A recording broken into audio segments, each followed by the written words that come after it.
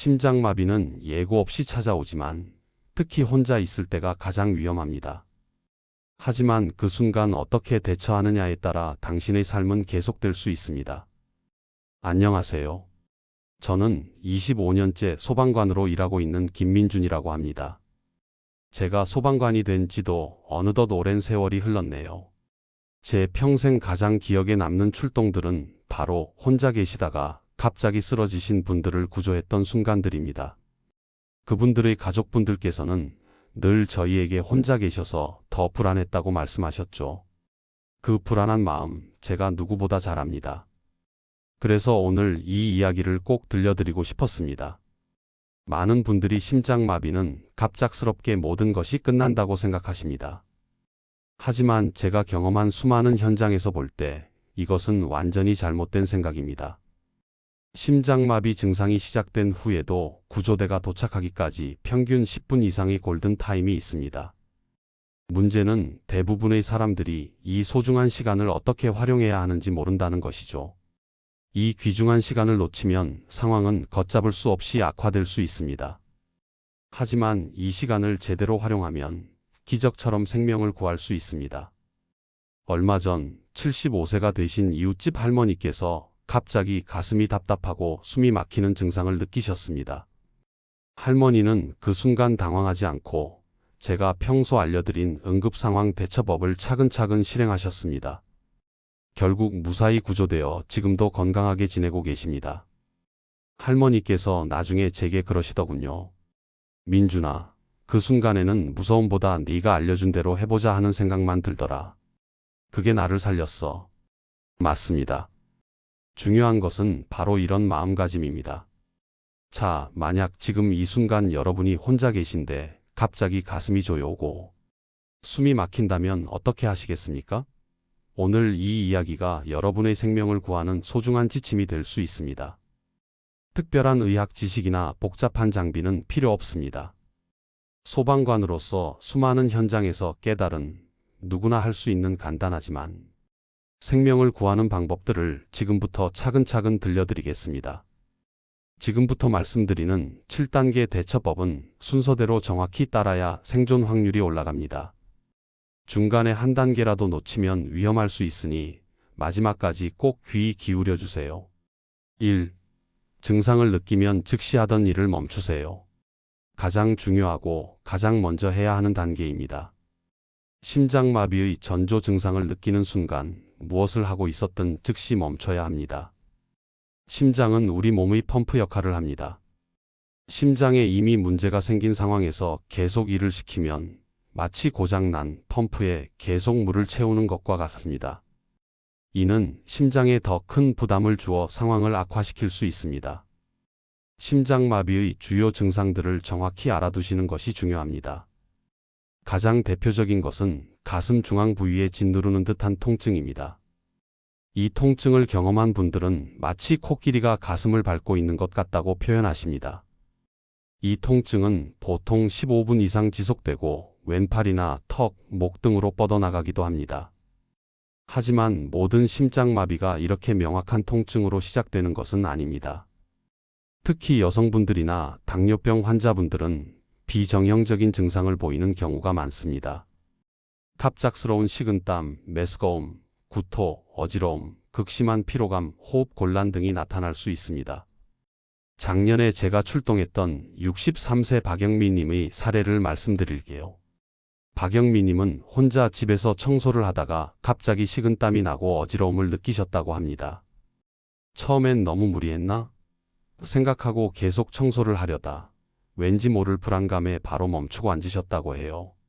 만약 그 상태로 계속 몸을 움직였다면 심장에 더 큰 부담을 줘서 상황이 악화될 수 있었을 겁니다. 무엇을 하고 있었든 그 모든 활동을 즉시 멈추고 가장 가까운 곳에 안전하게 앉거나 누워야 합니다. 우리의 심장은 이미 힘든 상황에 처해 있습니다. 무리한 움직임은 심장에 더 큰 부담을 주어 상황을 더욱 악화시킬 수 있기 때문입니다. 이 첫 번째 단계만 잘 지켜도 시간을 벌 수 있습니다. 2. 평소 복용하던 심장약이 있다면 즉시 복용하세요. 두 번째로 중요한 것은 평소 처방받은 심장 관련 약물을 즉시 복용하는 것입니다. 특히 협심증으로 니트로글리세린을 처방받으신 분들은 이 약을 혀 밑에 넣고 녹여 드세요. 니트로글리세린은 혈관을 확장시켜서 심장으로 가는 혈류를 개선하는 약입니다.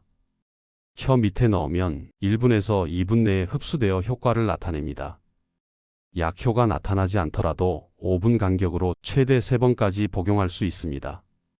71세의 김철수님은 5년 전부터 협심증을 앓으셨는데 어느 날 오후 혼자 집에서 TV를 보시다가 가슴이 찌릿한 통증을 느끼셨다고 합니다. 즉시 TV를 끄고 소파에 앉으신 후 평소 늘 몸에 지니고 다니던 니트로글리세린을 혀 밑에 넣으셨습니다. 약 3분 후 통증이 조금 나아지긴 했지만 완전히 사라지지 않아 5분 후에 한 알 더 복용하셨습니다. 김철수님이 정말 잘하신 것은 평소 교육받은 대로 정확히 약을 복용한 것입니다. 어떤 분들은 급한 마음에 여러 알을 한꺼번에 드시는데 이러면 혈압이 급격히 떨어져서 오히려 위험할 수 있어요. 또한 평소 아스피린을 드시는 분이라면 씹어서 복용하면 혈전 형성을 억제해 막힌 혈관을 뚫는 데 도움이 됩니다. 이때 주의할 점은 아스피린 알레르기가 있거나 위궤양이 있는 분들은 드시면 안 된다는 것입니다. 하지만 평소 심장약을 드시지 않는 분들은 함부로 약을 드시면 절대 안 됩니다. 다른 사람의 약을 빌려 드시는 것은 절대 금물이에요. 약물마다 금기사항이 다르고 개인의 상태에 따라 부작용이 생길 수 있거든요. 3. 즉시 119에 전화하세요. 세 번째 단계는 지체 없이 119에 전화하는 것입니다. 이때 가장 중요한 것은 정확하고 간결하게 상황을 전달하는 것이에요. 많은 분들이 2단계에서 허둥지둥하거나 괜찮아질 거라며 전화를 미루다 소중한 골든타임을 놓치십니다. 전화가 연결되면 이렇게 말씀하세요. 혼자 있는데 심장마비가 의심됩니다. 가슴 통증과 호흡 곤란이 있어요. 주소는 55동 55 아파트 5555호입니다. 이렇게 핵심만 간단 명료하게 전달하는 것이 중요합니다. 심장마비는 시간이 생명입니다. 막힌 혈관을 뚫는 시술은 발병 후 90분 이내에 이루어져야 심장 근육 손상을 최소화할 수 있습니다. 68세 최정숙님은 평소 건강에 자신 있으셨지만 어느 날 갑자기 가슴 통증이 시작되자 처음엔 단순 소화불량이라 생각하고 20분 정도 기다리셨다고 합니다. 하지만 통증이 점점 심해져 겨우 119에 전화하셨고 저희가 신속하게 출동해 병원으로 이송할 수 있었습니다. 만약 최정숙님께서 더 지체하셨다면 심장 근육 손상이 더 심해져서 평생 후유증에 시달리셨을 겁니다. 119에 전화할 때 주의할 점이 몇 가지 더 있습니다. 휴대폰이 꺼지지 않도록 충전기 근처에 있으세요. 그리고 응급구조사의 질문에 정확히 답변하세요.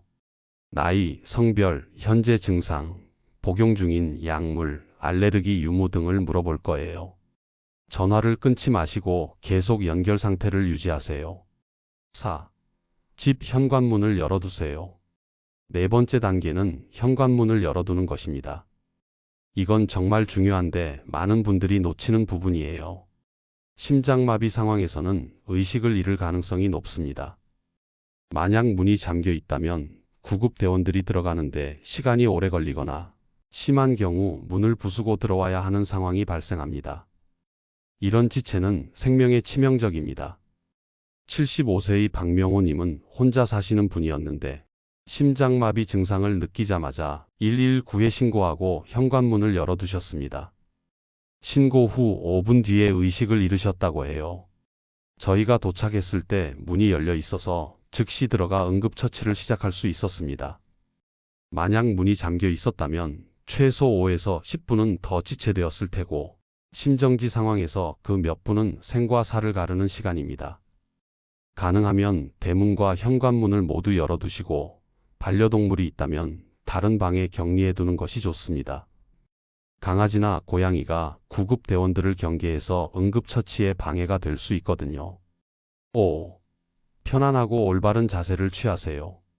다섯 번째 단계는 올바른 자세를 취하는 것입니다. 이 자세가 생존을 크게 좌우할 수 있어요. 가장 좋은 자세는 바닥이나 침대에 등을 대고 편안히 눕는 것입니다. 다리를 살짝 구부리고 베개나 쿠션을 받쳐주면 심장으로 돌아오는 혈액량이 증가하여 혈압 안정에 도움이 됩니다. 만약 숨쉬기가 너무 힘들다면 상체를 30에서 45도 정도 세워 반쯤 앉은 자세를 취하세요.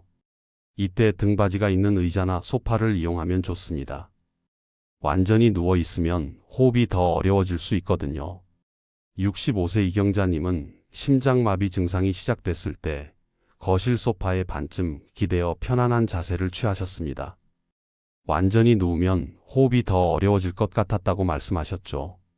이처럼 올바른 자세를 유지하는 것이 호흡을 편안하게 하고 몸의 부담을 줄이는 데 큰 도움이 됩니다. 절대 바닥에 엎드리거나 높은 곳에 올라가거나 계단에 앉아 있지 마세요. 의식을 잃고 떨어질 위험이 있습니다. 또한 넥타이나 벨트, 시계 등 몸을 조이는 것들은 모두 풀어 혈액순환을 원활하게 만들어주세요. 6.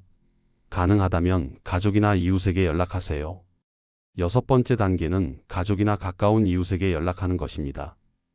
119에 신고를 했더라도 누군가가 옆에 있어주는 것만으로도 심리적 안정에 큰 도움이 됩니다. 혼자 있는 상황에서 느끼는 불안감은 상황을 더 악화시킬 수 있거든요. 가족에게 연락할 때는 간단 명료하게 상황을 전달하세요. 지금 심장마비가 의심돼서 119에 신고했어.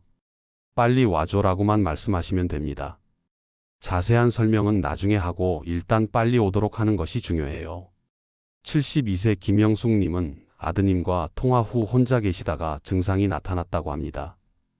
119에 신고한 후 아들에게 전화했더니 아들이 먼 곳에 있어 바로 올 수 없는 상황이었습니다. 그래서 평소 친하게 지내던 옆집 아주머니께 도움을 요청했고 아주머니가 달려와 구급차가 도착할 때까지 옆을 지켜주셨습니다. 여러분도 평소에 응급 연락망을 정해두고 휴대폰에 긴급 연락처를 저장해 두시면 위급 상황에서 큰 도움이 됩니다. 냉장고나 현관 앞에 응급 연락처를 적어둔 종이를 붙여두는 것도 좋은 방법입니다. 7. 천천히 깊게 호흡하세요. 그리고 구급차가 도착할 때까지 움직이지 않고 올바른 호흡을 유지하는 것입니다. 이 단계가 생존에 가장 직접적인 영향을 미칩니다. 심장마비 상황에서는 심장이 제대로 기능하지 못해 몸 전체에 산소 공급이 부족해집니다. 이럴 때 올바른 호흡법으로 최대한 많은 산소를 폐로 보내는 것이 중요합니다. 4-6 호흡법을 기억하세요. 코로 천천히 4초간 숨을 들이마시고 입으로 6초간 천천히 내쉬세요. 호흡할 때 가슴이 아닌 배가 움직이도록 복식 호흡을 하면 더 많은 산소를 공급할 수 있습니다. 69세의 박은희님은 평소 명상을 즐기셔서 호흡법을 잘 알고 계셨습니다. 심장마비 증상이 왔을 때 평소 하던 호흡법을 계속하셨다고 해요. 저희가 도착했을 때 박은희님은 의식이 명료하셨고 맥박도 비교적 안정적이었습니다. 응급실 의사선생님께서도 호흡을 잘 유지해 산소 공급이 원활했다고 칭찬하셨습니다. 절대 하시면 안 되는 행동들이 있습니다. 갑자기 일어나거나 걸어 다니면 안 됩니다. 심장에 더 큰 부담을 주거든요. 그리고 물을 마시면 의식을 잃을 경우 기도로 넘어가 질식할 위험이 있으니 주의하세요. 또 한 가지 중요한 행동으로 기침을 강하게 하면 도움이 된다는 속설이 있는데 이는 의학적 근거가 없습니다. 오히려 혈압을 높여서 위험할 수 있습니다. 마지막으로 당신을 지켜주는 황금 설정을 꼭 기억하세요. 이 7단계 방법 외에 평소에 미리 준비해두면 생명을 구할 수 있는 황금 설정이 있습니다. 바로 스마트폰의 의료정보 설정입니다. 아이폰은 건강 앱, 안드로이드폰은 응급정보 앱에서 설정할 수 있습니다. 여기에 본인의 혈액형, 알레르기, 복용 중인 약물, 기존 질병, 응급 연락처 등을 입력해두면 폰이 잠겨 있어도 구급대원이 이 정보를 확인해 신속하고 정확한 응급처치를 할 수 있습니다. 70세의 김순자님은 이 설정 덕분에 생명을 구한 경우입니다. 의식을 잃은 상태로 발견되셨는데 저희가 휴대폰의 의료 정보를 확인하고 병원에서 적절한 치료를 받으실 수 있었습니다. 저는 지난 25년간 수많은 현장에서 초기 대응의 중요성을 뼈저리게 느꼈습니다. 병원에 도착하기 전 골든 타임 동안의 대처가 환자의 생사를 결정하는 경우가 정말 많습니다. 특히 혼자 계시는 어르신들께서는 이런 정보를 꼭 알아두셔야 합니다. 오늘 배운 지식은 여러분의 생명을 지키는 든든한 방패가 될 것입니다. 혹시 주변에 혼자 사시는 분들이나 심장질환 위험이 있는 분들이 계시다면 오늘 배운 내용을 꼭 전해주세요. 이 귀한 정보가 도움이 되셨다면 좋아요 버튼을 눌러주시고 구독도 해주세요. 여러분의 작은 행동이 누군가의 귀한 생명을 살릴 수 있습니다. 여러분 모두 건강하시고 오늘 배운 내용이 실제로 필요한 상황이 오지 않기를 바라지만 만약 그런 순간이 온다면 당황하지 마시고 이 7단계 행동 지침을 차근차근 따라해 보세요. 감사합니다.